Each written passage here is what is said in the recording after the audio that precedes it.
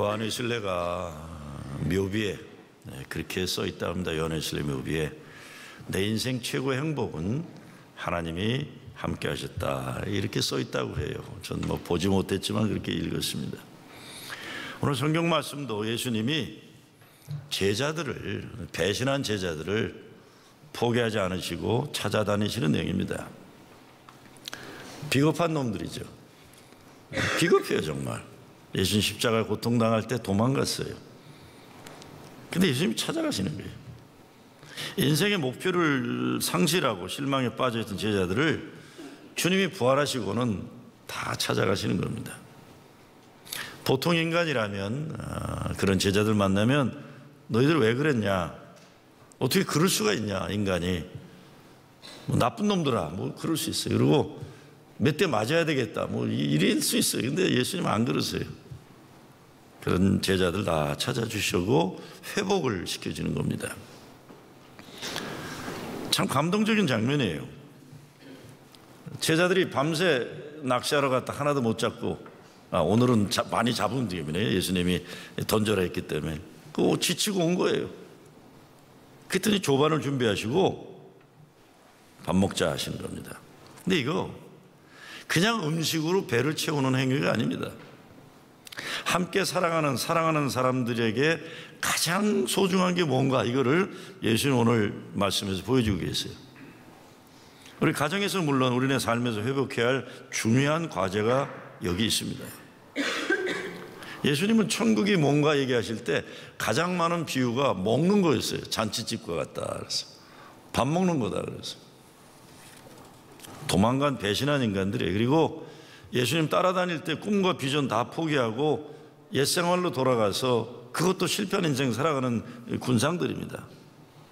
그런 자기들의 과거와 현재를 생각하면서 예수님 앞에서 아무 말도 못하고 있는 거예요. 근데 예수님이 밥 먹자.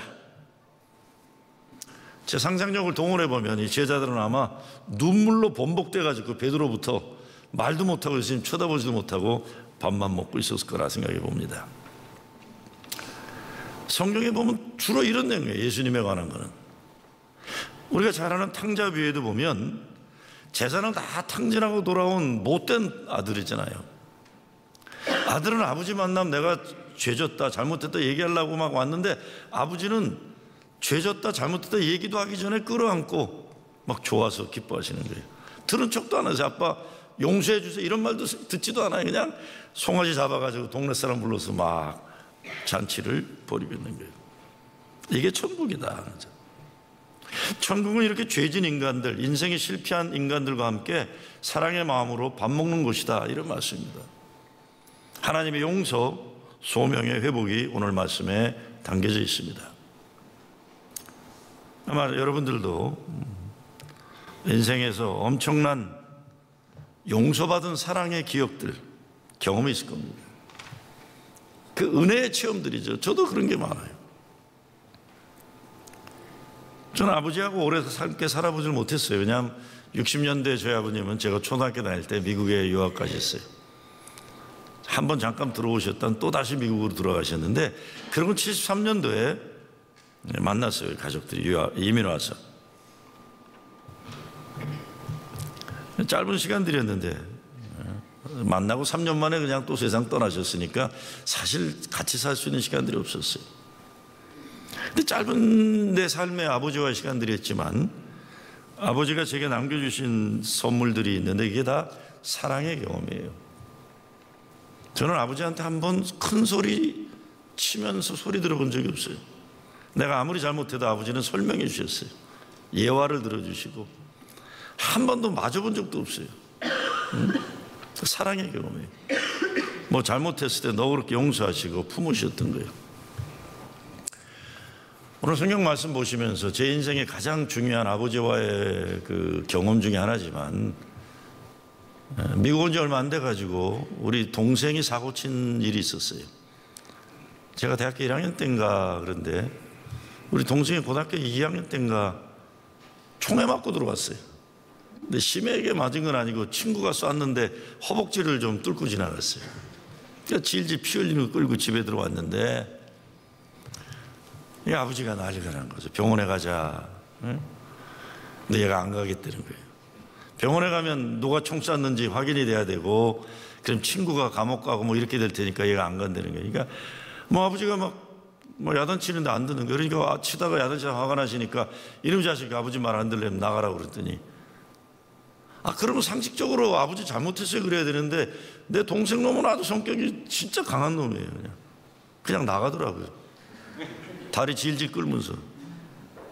나는 기가 막힌 상황을 경험했어요. 아버지도 황당한 거예요.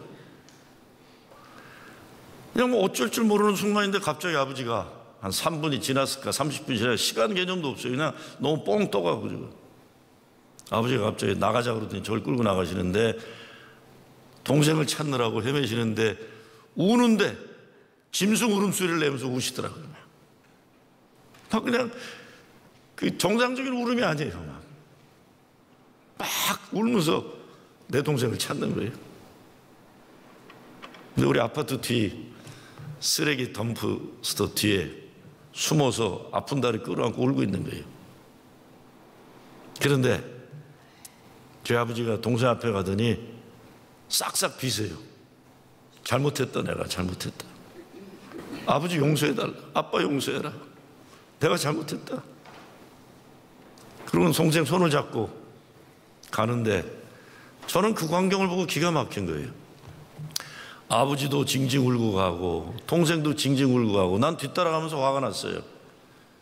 이게 뭐냐, 애들 교육 잘 시켜야지 부모가. 그렇죠? 그래도 아버지 정도 되면 아들이 용서를 받아야 되는 거죠. 그렇죠? 용서받고 앞으로 조심해라 그러고 끌고 가야 되는데, 아니 아빠가 용서해달라고 울고 동생 놈은 지 잘못했다고 말도 안 하는데 둘이 울고 가는데, 난 뒤에서 기가 막혔어요. 난 앞으로 어떻게 살 건가, 저렇게 능력 없는 아버지 믿고 어떻게 살 건가.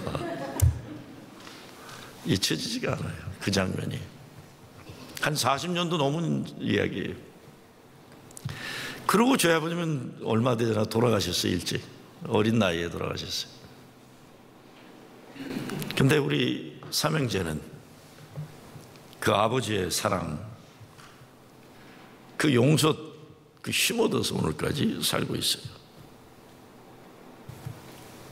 아마 여러분도 그런 사랑의 힘을 얻어 오늘까지, 어려운 삶이지만 밀고 여기까지 왔다 저는 생각합니다. 예수님이 제자들 만나서 잘못 따지질 않으시네요. 그냥 밥 준비해 놓고 불러서 밥 먹어요. 제자들 말도 없이 못하고 꺼이꺼이 울면서 눈물로 밥을 먹고 있었다, 밥 말아 먹고 있었다 생각해 봐요. 이게 하나님 마음이죠. 어제 제 페이스북에 올라온 영상이 하나 있어요. 캐톨릭 교황 프란시스코가 프랑스 어느 마을에 가서 이렇게 동네 아이들과 만나는 내용이에요. 무슨 내용인지 모르지만 동네 아이들이, 초등학생 같은 애들이 서서 마이크 붙잡고 교황께 질문을 던지는 건데, 임마누엘이라는 이름을 가진 한 8살, 7살 된 아이가 마이크 앞에 서가지고 쭈삣쭈삣 말을 못해요. 그러니까 교황이 얘가 말을 못하는 거 보더니 올라오라고 그래요. 내가 올라오는데 네가 사람들 앞에서 말 못하고 근데 귓속말로 하라니까, 이 아이가 교황 귓속말에다 뭐라고 울면서 얘기를 해요. 그리고 울면서 내려가요. 근데 교황이 마이크를 잡고 이렇게 얘기합니다. 이 아이 아버지가 얼마 전에 세상을 떠났다. 근데 이 아버지가 예수를 믿지 않는 사람이었다. 근데 예수를 믿지 않는 사람이었지만 아들 넷을 다 예수 믿게 하고 세례받게 했다. 자기는 교회 안 나왔지만 아이들만큼은 예수 믿게 하려고 다 세례받게 하고 4명 다 아들 교회 다니게 하고 세상 떠났다. 근데 이 아이가 질문 던지는 거는 우리 아빠 천국 갔을까요? 라는 질문이에요. 교황이 이렇게 말합니다. 임마누엘 아버지는 참 좋은 아버지다. 착한 사람이다. 자기는 교회 못 다녔지만 아이들을 다 신앙에 자라도록 세례줬다. 그 아버지가 죽었다. 천국에 갈 수 있을까? 어린 아들은 나에게 묻는다. 자기 아버지가 천국에 가야 나중에 자기도 세상 떠나면 천국에서 사랑하는 아버지와 만날 수 있을 거를 기대하는데, 아버지가 천국에 갔을까 나에게 묻는다. 여러분은 어떻게 생각하나? 이 질문이지. 하나님은 아버지의 마음을 가지셨다. 아버지의 마음을 가진 하나님이 아들이 아버지를 사랑하고 아버지를 천국에서 만나고 싶어 하는데, 착한 아버지, 아이들을 모두 예수 잘 믿게 하고 세상 떠난 그 아버지와 아들을 천국에서 만나게 하시기 원하실까 아닐까? 여러분은 어떻게 생각하나? 그래요. 그 자리에 있던 사람들이 울어요, 그냥. 그래서 교황이 이렇게 말합니다. 누가 천국에 갈 것인지는 오직 하나님만 아신다. 그러나 내가 분명히 아는 것은 하나님은 아버지의 마음을 가지신 분이라는 것이다. 하나님은 아이들 모두 세례받게 하고 신앙생활 잘하도록 만들고, 비록 본인은 세례받지 못하고 세상 떠났지만 그 아버지와 아들들이 천국에서 만나지 못하게 하실 것 같지는 않다, 이렇게 얘기를 해요. 여러분 어떻게 생각하세요? 저는 그 영상을 보면서 무엇보다 교황이 자기가 하나님인 것처럼 하지 않는 것이 너무 고마웠어요. 교황 정도 되면 하나님과 동격인 것처럼 말할 수 있어요. 근데 프란체스코 교황은 안 그래요. 천국을 가는 건 하나님만 아신다. 여러분 아마 여러분도 동의하실 것 같은데, 예수 믿는 사람들 가운데 특별히 자기가 믿음이 좋다고 하는 사람들 가운데 하나님 노릇하려는 사람들이 얼마나 많아요. 뭐 어려서 자라서 착하고 교회 활동 잘하면 신학교 보내잖아요. 그런 애들이 목사 되면요, 하나님처럼 하는 목사들 참 많아요, 그죠? 장로들 멀쩡하다 장로 되면은 하나님 비슷하게 하는 사람 좀 있어요, 그렇죠? 사람들이 교회 오는 거 싫어하는 가장 큰 이유 가운데 하나가 하나님 흉내내는 사람들로 인해 상처받고 시험 들어서 그러는 거예요. 여러분 개신교 사람들 중에 교황 욕하는 사람 많아요. 교황 뭐죠? 저는 솔직히 말씀드리면요, 목사들 교회 한 300명, 500명, 1000명 넘어가는 교회들 보면 다 교황처럼 살더라고요. 지가 하나님처럼 돼요. 개신교 교황들이 너무 많아요. 아무 말도 안 듣고 자기가 하나님 대신이나 되느냐. 저는 이 프란체스코 교황이 너무 좋아요. 나는 모른다. 천국에 가고 한 건 그분이 하실 일이다. 그런데 하나님은 아버지의 마음을 가진 분이다. 왜 이게 이렇게 힘들까요, 우리는? 예수 믿는 사람 왜 이런 게 힘들어요, 이렇게 사는 게 왜 힘들어요, 이렇게? 우리도 예수 믿으면서 다른 건 몰라도 자기가 하나님이나 된 것처럼 그런 일은 좀 진짜 안 해야 돼요, 그렇죠? 좀 안 했으면 좋겠어요. 저는 학생 목회하면서도 그런 애들 너무 많이 봤어요. 예수 믿고 자기가 남보다 좀 잘 믿는다고 하는 애들은 왜 그렇게 못돼 먹었는지 몰라요. 교리 적용하려고 그러고 성경 구절 들이밀어대면서 목사님 속으로 쟤는 왜 예수 믿고 저렇게 됐을까. 우리에게 중요한 건 하나님의 마음, 예수님의 사랑인데 때로 법도 중요하죠. 뭐 교회 법도 중요하고 교리도 중요할 때가 있죠. 이단들 들어오면 안 되니까. 그런데 이런 것들이 하나님 마음, 아버지 마음, 예수님 사랑보다는 중요한 게 아니에요.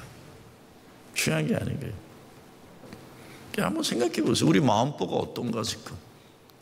우리의 이런 못된 마음 신보들 때문에 얼마나 많은 사람들이 교회에서 상처받고 교회를 떠나는가 한번 생각해 봐야 돼요. 예수님이 부활하셔서 제자들을 찾아오셨어요. 아마 깊이 생각하신 것 같아요.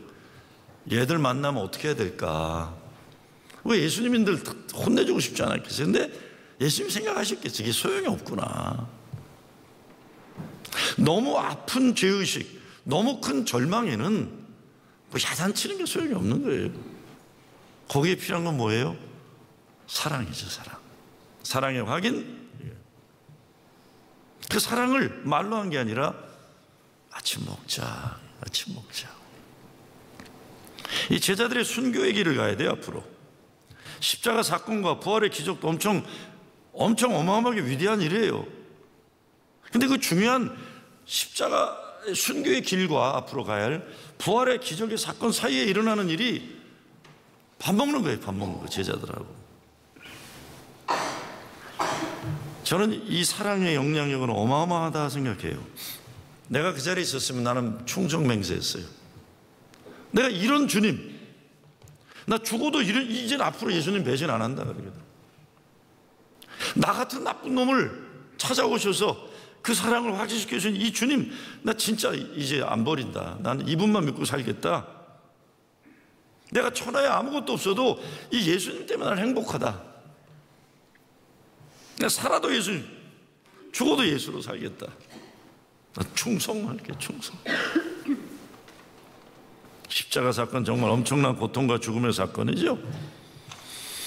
그리고 무덤 문이 열리고 부활한 사건은 엄청난 기적의 사건이죠. 그리고 이제 부활하신 주님 만나 소명을 가지고 세상을 바꾸게 나가는 이 사건도 순교의 미래도 어마어마한 거예요. 그런데 오늘 사건은 어떤 의미에서 이 엄청난 대역사를 연결해주는 연결고리는 주님 밥 먹는 이 사건이에요. 와서 밥 먹자. 과거의 잘못, 과거의 죄 묻는 것 중요해. 그런데 앞으로 생명 바쳐 순교할 미래도 중요해. 그런데 이 순간 내게는 너희들 있는 그대로, 난 그게 최고 중요하다. 이런 게. 세상 중요한 일 많아요. 한 인간은 물론 교회도 이루어야 할 대업도 있고 멋지게 위대한 일 해보고 성공도 하고 세상 천하에 이름 낼 만한 인생 살면 좋아요. 근데 예수님은 십자가 구원의 역사와 부활의 새 역사 그 사이에 사랑의 확인의 작업을 하고 계시는 거예요. 저는 생각합니다. 이거 빠지면요, 십자가 구원, 부활 승리 무의미해져요. 모두 사랑 때문에 중요한 겁니다. 하나님 완전한 사랑, 예수의 사랑. 그래서 사도 바울은 사랑이 아니면 아무것도 아니라고 얘기합니다. 제가 좋아하는 레바논의 시인 칼릴 지브란이 인간예수라는 책에 썼는데, 인간예수라는 책에 예수님이 이런 말 하시는 내용이 나와요. Others love you for themselves, but I love you for you. 그래요. 다른 사람들은 자기 자신을 위해서 널 사랑하지만 나는 너를 위해 너를 사랑한다. 예수님이 가장 사랑하고 관심 가진 건 바로 이 못나고 죄 많은 제자들이라는 것, 그들이 가장 큰 관심이라는 것, 이들을 통해 뭐 큰 역사를 이루고 교회 크게 부흥시키고 대역사 이루고 이거 아니라는 거예요. 이 사람이 제일 중요하다는 거예요. 우리가 살면서 인생 짧거나 길거나 지금 나와 함께 살아가는 이 사람들과 이 시간, 그 순간에 최선을 다해 집중해야 돼요. 과거에 빠지거나 미래만 바라보다가 오늘 여기 지금 이 사람과의 순간순간을 소홀히 하며 지나가면 평생 아무 만남도 귀한 줄 모르고 세월 허비하는 것이 되기 너무 쉬워요. 한번 여러분 보세요. 나 왜 이러고 살고 있나? 나 왜 이러고 살고 있나 생각해 봐야 돼요. 지금 이 순간이 얼마나 고귀한 순간이고, 지금 이 사람이 내게 얼마나 하나님이 주신 큰 은혜의 선물인데, 난 뭐 때문에 이렇게 고마운 줄도 모르고 뚱 해갖고 이러고 살아가고 있는가? 우리가 인생 살면서 발전하지 못하고 제자리에 맴돌고 있을 때가 많아요. 의미 없는 몸짓으로 때로 바빠요. 제가 그래서 종교적인 프로그램도 싫어하는 게 그거예요. 우리 예수 좀 믿는 데는 사람들 보면 어서 쓸데없는 거, 쓰잘데없는 거 많이 배워가지고 종교적인 무슨 행위, 프로그램 여기 이게 맞다 저게 틀리다 하면서 정신이 하나도 없어요. 정신이. 지금 여기에서 예수님과 같이 천국을 맛보며 살기도 바빠 죽겠는데 뭐 아는 건 왜 그렇게 많고 쓸데없는 거 너무 많이 알아요. 예수 믿으면서. 무의미 없는 몸짓, meaningless motion. meaningless motion does not translate into action이에요.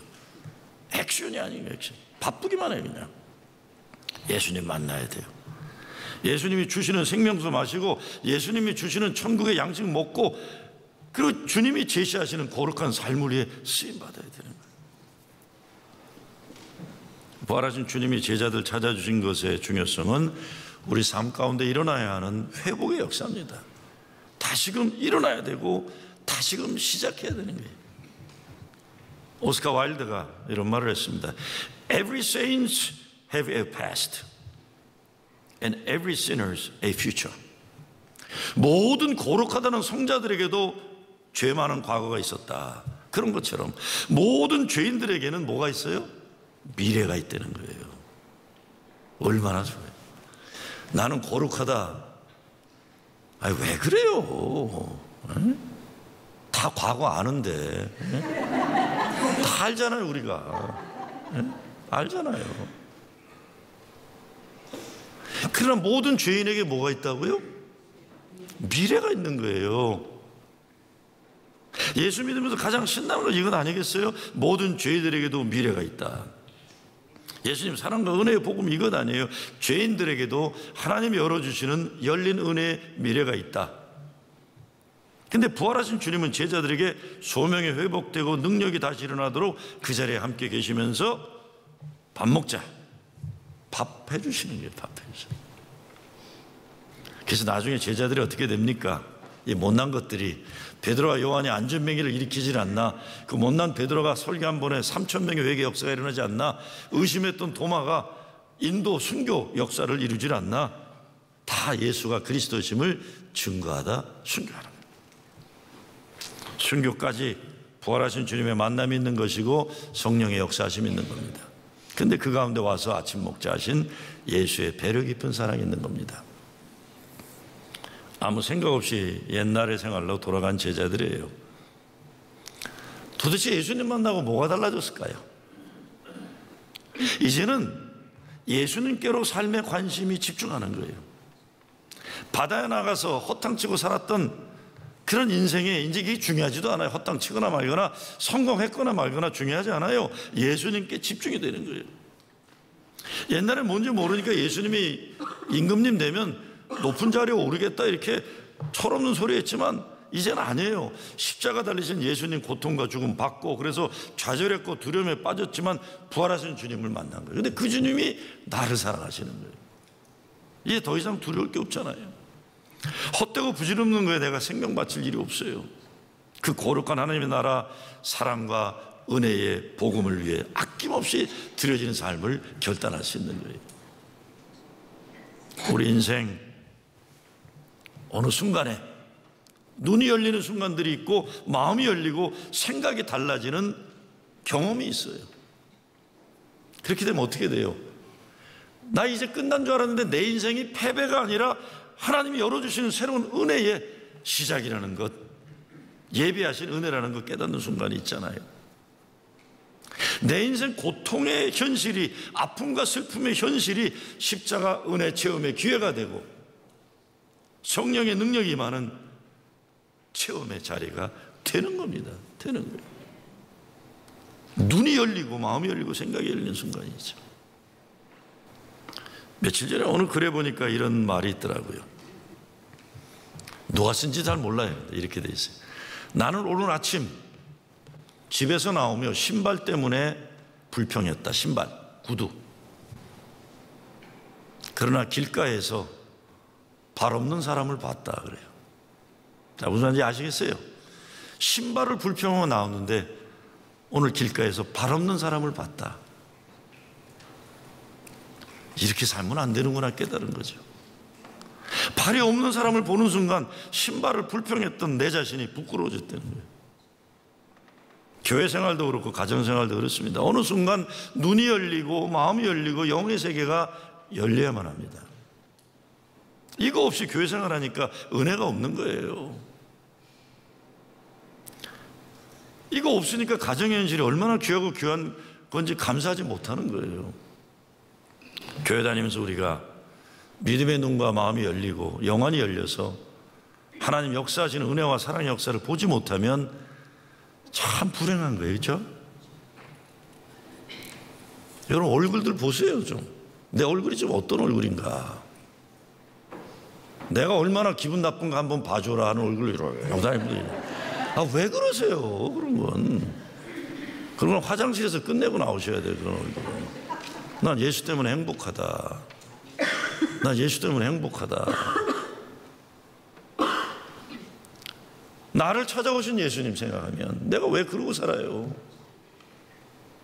여하튼 여러분, 우리가 인생 살면서 내가 잘하는 줄 알았지만 의미 없이 헛된 인생 살다 밤새 허탕치는 일 없었습니까? 그러면 이제는 예수님 말씀 순종해서 오른편에 금을 던지고 살아야 돼요. 아마 제자들은 떡과 생선을 준비한 예수님 무슨 생각했겠어요? 오병이어 생각했을 거예요. 야, 주님 함께 계실 때는 차고 넘치는 기쁨이 있었는데 우리 주님 없이 교회 이끌었구나. 초대교회 리더들이 요한복음을 통해 지금 회개하고 있는 거예요. 우리가 잘못 알았구나. 뭐가 중요한지 몰랐구나. 교회 부흥하는 게 중요한 게 아니었구나. 이런 게 아니었구나. 지금 이 자리에 이 사람들과 예배드리는 이 자리가 가장 행복한 거였구나. 우리 가운데 주님이 계셨구나.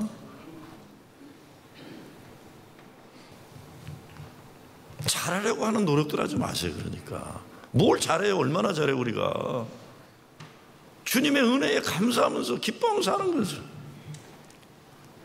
아, 그것만이 아니라 나도 못하면서 남들 갖고 자꾸 또 뭐라 그러지 마세요. 교회에서 뭐라 그러는 건 목사만 하는 거예요. 목사만. 교인들끼리 자꾸 뭐라 그러지 마세요. 평가하지도 말고 그냥 감사해야 돼. 주님이 우리 가운데 계셨구나. 나를 사랑하시는구나. 우리가 살면서 예수님이 주신 양식 먹어야죠. 하나님 말씀 먹고 살라는 초대문을 말이에요. 어떻게 보면 제자들 참 착하고 순진해요. 밤새 허탕치고 나니까 예수님 말씀 한마디에 순종하는 거예요. 밥 먹으러 오라고 하니까 밥 먹어요. 그리고 이제 힘 얻어서 하나님의 일을 위해 생명 바치는 거예요. 어느 여성신학자가 예수님과 식사하는 데 것에 말하면서 엠마오로 가던 제자들이 예수님과 밥을 먹을 때 눈이 떠져서 주님을 알아보게 되었는데 주님을 알아보는 순간 예수님이 호련히 사라졌다 이런 게 나오잖아요. 어디로 사라졌을까? 그 신학자 이야기는 예수님이 제자들 눈앞에서 사라지시고 빵 속으로 들어가셨다 이렇게 설명. 예수는 빵이 되고 포도주가 되어서 그들의 몸속으로 들어가시어서 그들의 삶 속에서 부활하신다는 거예요. 그래서 부활하신 주님은 오늘 이웃에게 떼어주는 빵 속에서 이웃과 나누는 포도주 속에서 부활하신다는 거예요. 자꾸 뭐 이 포도주가 포도즙이냐 진짜 술이 이딴 거 고민하지 마세요. 나 예수 믿는 사람들은 진짜 쓰잘데없는 걸로 너무 고민들 해요. 시편 23편에 내 잔이 넘치나 이게 보리차냐 맥주냐 고민하지 마세요. 그거 뭐 보리차라고 우겨대고 뭐 왜 그런 종교 경찰 노릇을 하려고 그래요. 진짜 예수 잘못 믿고 있어 우리요. 빵 속에 들어가고 포도주 속에 들어가고 우리의 살리는 생명이 되었고 우리도 빵이 되고 포도주가 되어 세상을 구원하는 일에 쓰임받는 나눔에 쓰임받는 거죠. 이 삶의 나눔이 예수 믿는 사람들이 예수의 부활을 증언하는 증언자로 사는 거예요. 갈릴리 바닷가에서 예수님은 제자들을 위해 아침 식사 만드셨고 조반을 드시는데 때로 우리가 정신 차리지 못해서 우리 가운데 함께 계신 예수님에 대해 고마움을 모르는 거예요. 우리 가운데 주님이 계시다고 생각하면 우리 이렇게 살면 안 되잖아요. 뭔가 대단한 일이 일어나고 엄청난 것이 하늘에서 떨어져야 하나님 감사하면 그런데 그런 거 아니잖아요. 그분은 그냥 우리 가운데 계시는 거예요. 그래서 우리 가정에 평화가 있는 거고 하늘 은혜의 물줄기가 우리 가운데 마르지 않는 거예요. 우리 집안의 밥상이 산의 진미로 비싼 것으로 채워져 행복한 것 아니에요. 예수님이 함께 하시는 밥상이 천국의 잔치입니다. 신앙 좋다는 것도 그리 수선스러운 것 아니잖아요. 그리고 여러분 가족이 별거예요. 함께 아침 먹을 수 있다면 일주일에 한 번이라도 저녁 같이 먹을 수 있다면 천하의 가장 행복한 가정에 더 이상 바라는 거 욕심이에요. 교회가 별거예요. 함께 예배드려야 할 사람이 함께 옆에 있다는 것, 교회에 가면 나의 이름을 불러주는 나와 함께 밥 먹을 사람이 있다는 것, 교회 가면 세상에서 내가 아무리 작고 보잘것없는 것 같아도 내가 하나님 일에 쓰임받을 수 있다는 것, 천하의 가장 행복한 교회입니다. 이 교인들 보면요, 처음에 예배드리러 오기까지도 힘들어요. 어떤 분들은 교회 울타리 넘어오는 것도 두렵고, 또 교회 다니면서 상처받고 이런 분들은 예배당 들어오는 것도 가슴 벌렁벌렁 하는 거예요. 왜? 이상한 교인들 만날까 봐 벌렁벌렁 하는 거예요. 그런데 더 힘든 게 뭐예요? 예배 마치고 친교실 가는 거예요. 예배 마치고 친교실 가는 게 1년 걸렸던 사람들이요. 제가 전에 어떤 사람을 만났는데 교회 입교도 하고 교인이 된 사람인데 친교실 언저리에서 못 돌아가고 있어요. 그래서 왜 안 들어가세요? 그랬더니 목사님 무슨 일 있어요? 목사님 못 들어가겠어요. 왜 못 들어가요? 부축 들어가면 되는데. 근데 그분이 뭐랬는지 아세요? 목사님이 예배만 먹고 가지 말고 친교 시간에 가서 밥도 먹고 가라고 그래서 진짜 결단해서 여기까지 왔는데 못 들어가겠어요. 그래요. 왜요? 목사님, 내가 저기 들어가면 누가 나하고 밥 먹어줄 사람이 있을까요? 무슨 말인지 아시겠어요? 누가 나와 밥 먹어줄까? 누가 나와 밥 먹어줄까? 그 말은 뭐예요? 나하고 밥 먹어줄 사람 한 사람만 있으면 여러분 대단히 행복한 거예요. 그렇죠? 두 사람 있으면 펄쩍펄쩍 뛰어야 돼요. 영광 할렐루야 그러고 오늘 친교 시간 들어가서 두 사람 있다. 많은 사람들은 한 사람도 없어요. 한 사람도 없어요. 한 사람도 없어요. 우리가 너무 교만한 거예요. 너무 욕심이 많아요. 천하에 가장 행복한데 뭘 그리 심각한 얼굴로 예배 시간에 그냥 그러고도 앉아 계세요. 이 자리가 여러분에 있다는 것만도 천하 행복한 거예요. 네? 예배 자리에 들어오는 것도 보통 사람들은 어마어마한 결단이 아니면 못 들어와요. 예수님이 차려주신 아침 식사가 있는 해변가 얼마나 눈물 나도록 아름다운 장면인지 몰라요. 그런 아침 식사가 그리운 거죠. 근데 그것만이 아닙니다. 우리들의 삶에 그분이 찾아오세요. 여러분의 인생 가장 어두운 겨울, 아픈 겨울 한복판 한번 들여다보세요. 거기 누가 찾아왔었나? 거기 주님이 찾아오신 거예요. 절대 여러분 혼자 있지 않았어요. 나는 알아요. 나는 내 인생에서 나 혼자 있지 않았어요. 예수님이 함께 계셨어요. 그리고 그분이 우리들 삶 가장 아프고 배고프고 힘들 때 오셔서 밥 먹자 하신 거예요. 여러분을 사랑하신 부활하신 주님의 초대가 있어요. 아직 부활하신 주님 만나지 못한 분들 계시면 마음을 활짝 열고 만나시기를 빕니다. 세상에 나가 고기 잡아보겠다고 실패했으면요 괜찮아요. 이제 그만하고 예수님 계신 해변가로 나오시기 바랍니다.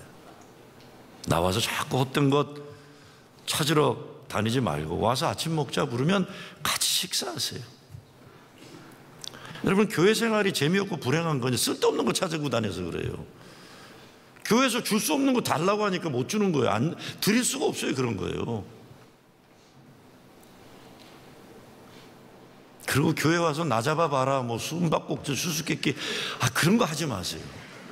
영화나 보면 막 도망가면 주인공이 따라가고 그러지 교회에서 목사가 그런 거 안 합니다. 바빠가지고 나 잡아봐라 뭐 안 잡으러 다녀요. 저는요. 숨바꼭질 아이고 정확히 얘기해줘도 알아듣지 못하는 보청기 낀 사람인데 자꾸 수수께끼 하면 저는 못 알아들어요. 그냥 성경 공부 나오시고 예배 자리에 행복하시고 친교 시간 국밥 들고 난 천하 행복한 사람이라는 걸 자꾸 이러고 다녀 행복한 거지. 그 예수님이 나 자신을 열어야죠. 믿음이라는 건 어떻게 보면 아주 쉬워요. 주님을 인정하면 돼요. 내 입으로 예수를 주님으로 부름으로 시작하고 입으로 고백하기 시작하면 내 마음에 믿음으로 믿어지고 예수님이 이미 여러분 가운데 와 계시는데 그 믿음 그분과 함께 내 식탁엔 주님이 함께 계시다. 주님 감사합니다. 입으로 고백하고 마음으로 인정하고 심령으로 믿으면 되는 거죠. 부활하신 주님 만나서 예수님으로 가장 행복한 여러분 되시길 주의 이름으로 축원합니다.